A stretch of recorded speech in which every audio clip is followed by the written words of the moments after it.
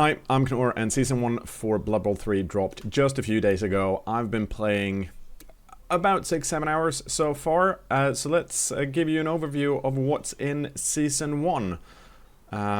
Let's jump straight into game.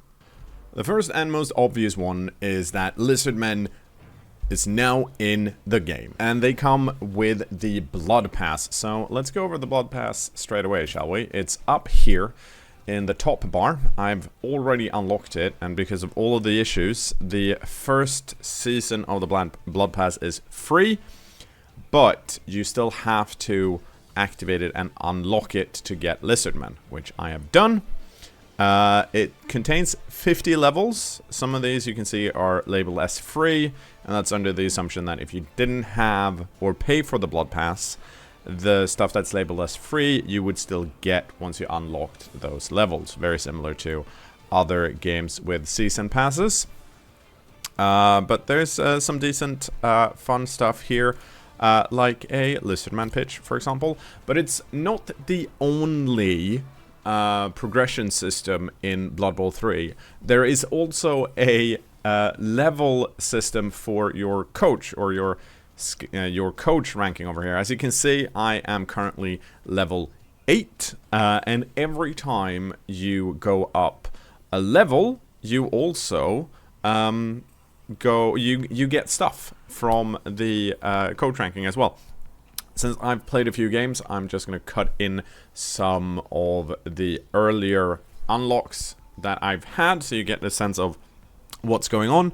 But the first few levels, what I got was extra colors for my teams, for example, and also that I can use here in the jersey emblem portion. There's also extra patterns that you get, like this halved pattern I unlocked at one point, and I think I also unlocked barbed wire.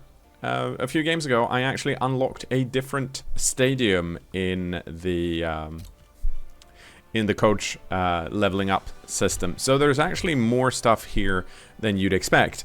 The coach system, or coach progression, is 100 levels, and it's not tied to the Blood Pass itself. The Blood Pass itself, of course, is limited. It's 80 days, and if you go into the Blood Pass, you can actually see how much time you have left to complete the pass.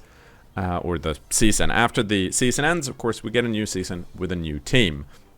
It seems like, at least to me, that you get about 1 level of the season pass per normal-ish games you play. Sometimes I get more than 1,000 XP. Normally I get around 800 to 900, and sometimes 1,100 and more. It seems to be decently dependent on how long the game is. When I asked Cyanide, hey, is this just by playing in the official ladder? They said, no, you should be able to get progression for the Lustrian season, even if you're not playing in the official ladder. If you're playing in private leagues or single player, there might be a difference of how much you get depending on certain situations. But as long as you play Blood Bowl 3, you should be able to progress up this Blood Pass, and also the coach ranking. Another thing that we might want to talk about is the official ladder itself. You can find it here if you press play, and on the third tab you have the official ladder season 1. As you can see, I have 1 team in it currently, and every team starts in the lowest tier. So how do the tiers work? Well, you can see that there are tiers here. Everyone starts in bronze tier, and then the idea is that the more games you play, the more skill rating you acquire, and higher skill rating puts you in higher divisions. Now, even if you're in a high division, you might play against someone in a much lower division. However, that should, in theory, happen less and less, because if you're in a high division, you get less skill rating, if any, by beating someone in a low skill rating. Currently, I've played a few games, and I'm sitting in the middle of bronze division. Personally, I think it's going a bit slowly, but we are 2 days in, and I asked Cyanide about this, and they were like, we are actively tweaking these numbers. We want it to be a progression where you try and climb up to a higher division, and it shouldn't necessarily be a grind, right? But you should be able to get up to a new division and then kind of find your skill ceiling. This also relates to how the new matchmaking works.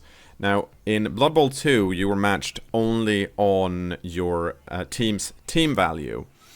In Blood Bowl 3, you're matched on the team value and your coach ranking or your skill rating, and those kind of work together, which in theory should mean that you're going to meet players similar to your skill level with teams similar to your team value. We'll see how that progresses once people are a bit more spread out in the different divisions. So far, since I'm in Bronze Division, I've only come up against other players in Bronze Division.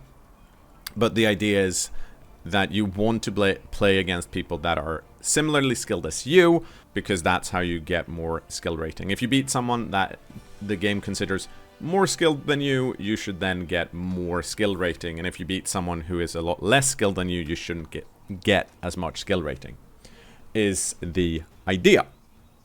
And lastly, I want to go over some of the differences here in game as well. I'm in a hot seat game with 2 default teams. And one of the biggest changes here is actually a button that has been added down here, distinctive colors. I've used this several times so far when I come up against another Lizardman team that's similarly colored as mine. It can be hard to keep them apart when the models are, well, they're exactly the same, they're just different colors. So if you press this button, your team will be turned blue, in the sense that all of your team colors will just go to a certain set of blue, and your opponent's team colors will all go to a certain set of red, meaning it's a lot easier to tell the different teams apart if it's a mirror match. I really like this. I think it works really well.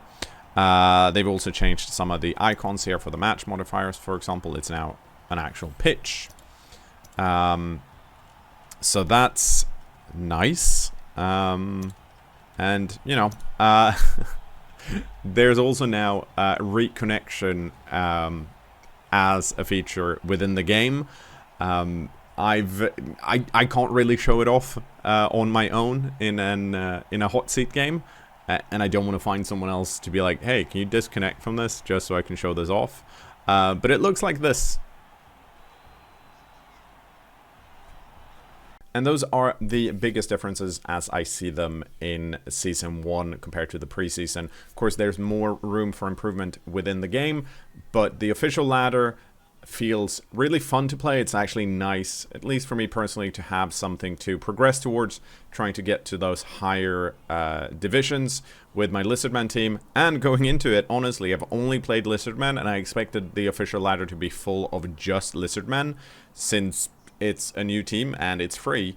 But I've played against them twice. The first day there were no Lizardmen teams, so either I've been really lucky, or it might be that people are playing other teams to try and counter the Lizardmen that they expect to see on the ladder. I don't really have much more left to add, other than to say that, of course, there will be more Blood Bowl coming back to this channel. There should be Lizardmen videos coming up starting essentially tomorrow. And you might have been spoiled a tiny bit but what you saw in this video. You know, don't look at it again, and I'll see you on the pitch. Bye for now.